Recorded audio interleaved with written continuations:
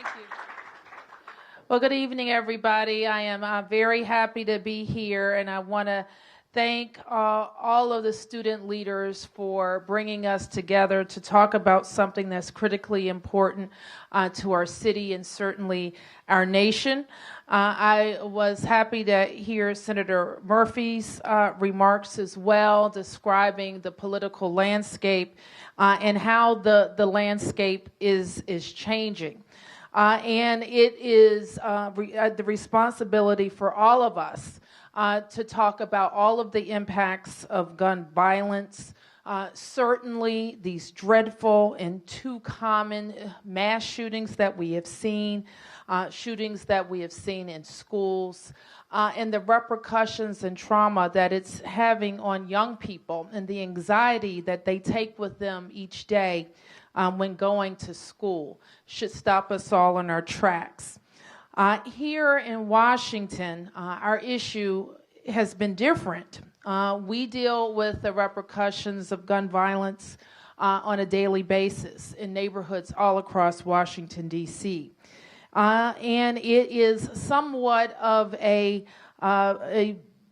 strange situation for some because they say, Mayor, you have some of the strictest gun laws anywhere in the nation, yet you still have a problem with gun violence.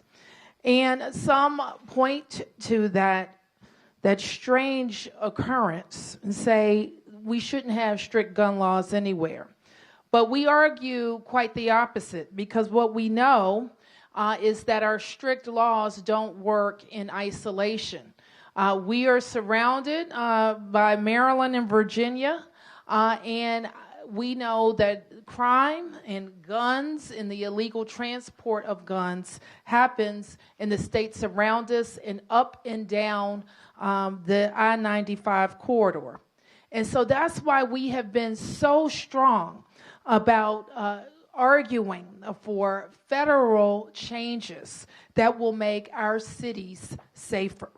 No city or state can solve the problem on its own.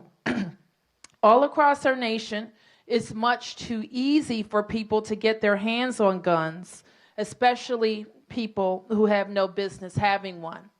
So people like me, mayors who are responsible for public safety, and in our case, 700,000 Washingtonians. I'm joined today by my deputy mayor for public safety and justice. And each day we are working on local law changes like the ones that have been mentioned to make our city safer, enforcement changes to make our city safer, working with our federal partners and colleagues in Maryland and Virginia on their laws and how they will implement and enforce their laws, all with the idea of keeping illegal guns out of the hands of Washingtonians. We have far too many instances, people of all ages, that have easy access to guns. Small squabbles, disputes between people that all people have, ending in fatality of one or more than one. We know the absence of guns in those situations of conflict would save lives. And that's why we're so very focused on making sure that legislators around our country are focused on universal background checks, on the complete ban of assault weapons, and for the federal government to fund the type of gun violence research that we can use in cities and states to keep our residents safer. We regard this work to take illegal guns out of our street as among the most important in our city. Cities like ours have changed in many good ways, but they have also produced a lot of pressures on communities. So how we make sure more people in Washington, D.C. are participating in the prosperity that we're growing in this city is a chief challenge for our administration. We approach public safety with the idea that you have many different tools. Those tools fall into a couple of groups. One is how do we produce more opportunity for people to take advantage of so they're living productive lives.